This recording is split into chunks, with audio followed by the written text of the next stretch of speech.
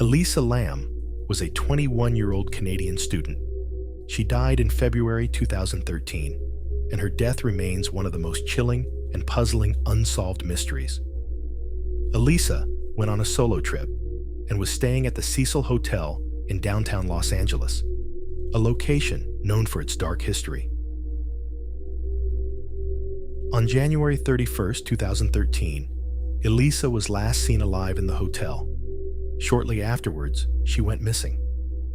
This then caused the police to start a search for her. A couple weeks passed, and guests staying at the hotel started complaining about the water tasting weird and low water pressure. On February 19th, maintenance workers had found Elisa's body in one of the hotel's water tanks located on the rooftop. Some eerie security footage was captured from the hotel's elevator on the day of her disappearance, which adds to the mystery. Elisa is seen entering the elevator.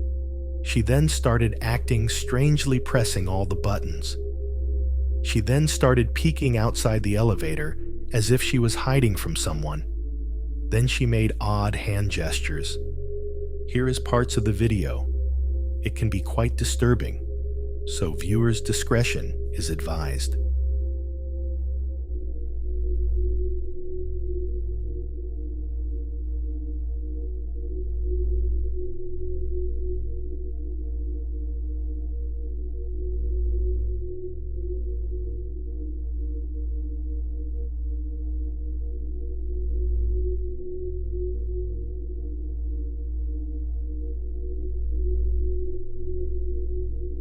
Her death was officially ruled out as an accidental drowning, which could have possibly been related to her bipolar disorder. But a lot of questions remained unanswered. How did Elisa access the locked rooftop? Why was her behavior so odd in the elevator? And was there anyone else involved? Elisa's tragic death led to some theories. Some suspect foul play, believing she was murdered and her death was set up to look accidental. The elevator footage adds to this theory. The hotel is known for its haunted history. It has been linked to numerous deaths and suicides. This then created the theory that her death had something to do with supernatural within the hotel. Despite all these theories, Elisa's death is still unresolved, leaving us with more questions than answers.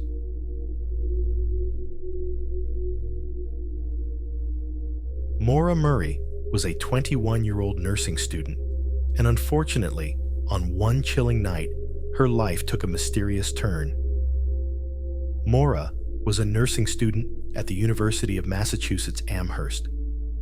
On a cold evening of February 9, 2004, Maura informed her professor she would be taking a week off due to a family emergency.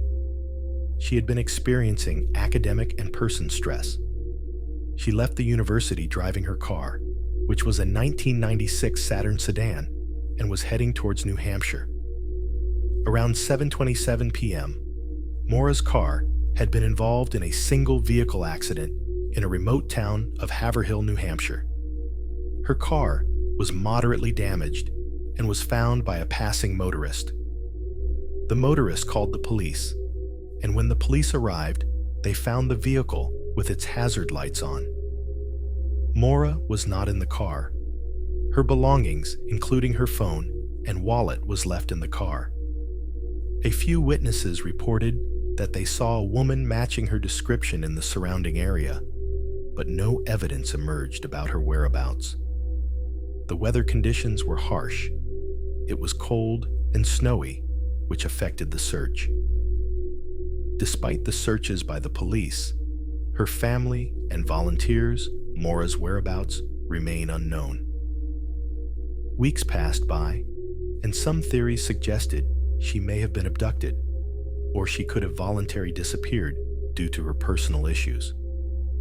Before her disappearance, Maura Murray showed some unusual behavior.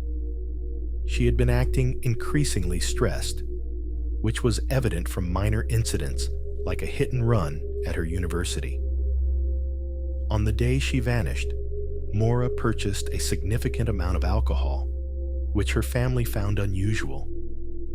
She also bought a new cell phone, despite already having one, which seemed to indicate she was preparing for something. Maura sent an email to her professors about a family emergency, but she did not state any details of the emergency.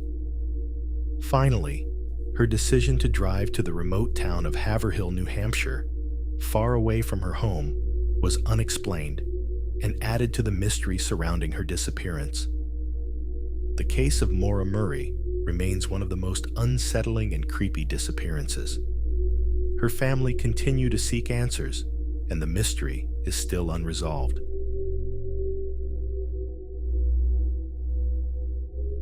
The disappearance of the Jamison family, Bobby Jamison, Sherilyn Jamison, and their 6-year-old daughter Madison, is a very baffling and eerie mystery, which remains unsolved till this day.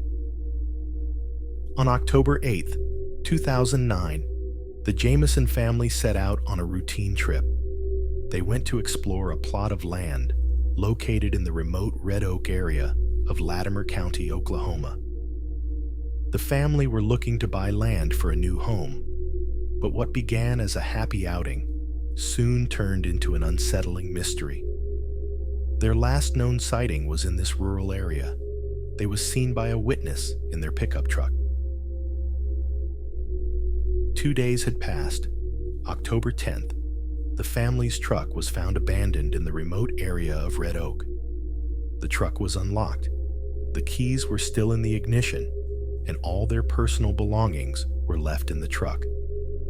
A disturbing handwritten note was left inside the truck, which said, "Now we are in the process of dying." This definitely added to the fear around their disappearance. The search for the Jamison family became more intense, with their truck being left unlocked with all their belongings and the disturbing note. This raised immediate concerns for the family's safety. The police and volunteers searched for the family, but despite the hard work and effort, there were no leads of sightings that could explain their disappearance. Over a year later, in November 2010, after their initial disappearance, the case took a dark turn. Hunters discovered skeletal remains in a remote area of Latimer County, several miles from where the truck was found. The remains were identified as belonging to the Jamison family. There were no clear signs of violence or trauma, which left the investigators puzzled about the cause of death. Adding to the confusion of their disappearance was that their belongings were left untouched. Theories were created to try and explain the family's disappearance. Some suspect that it was supernatural activity because of the strange circumstances and the remote location they were in. The creepiness of the note and the unsettling discovery of their remains add to this theory. Some other theories suggest it was psychological. The creepy note and the strange disappearance may indicate they were struggling with their mental health. Also, the lonely area they were in could have made them feel worse. Many theories were made, but there was no strong evidence to explain what happened to the Jamison family. With all the creepy things adding together, it continues to baffle the public and investigators. The case remains open, and the true story behind the Jamison family's disappearance is still unknown, leaving many questions unanswered. The last mystery is about the silent twins, June and Jennifer Gibbons. Just like the other mysteries, it is creepy and haunting, but it is also psychological. The twins were born in 1963. Their parents lived in the Caribbean and moved to the United Kingdom, Wales, where June and Jennifer were born. The twins became inseparable from birth. They did not communicate, which barely anyone except each other. Their bond was so strong that it led to a life of isolation and bizarre behavior.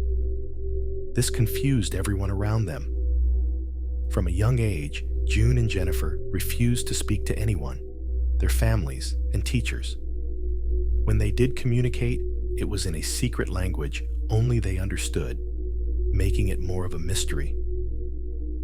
As they grew older, their behavior became more unpredictable. They started writing as a form of expression.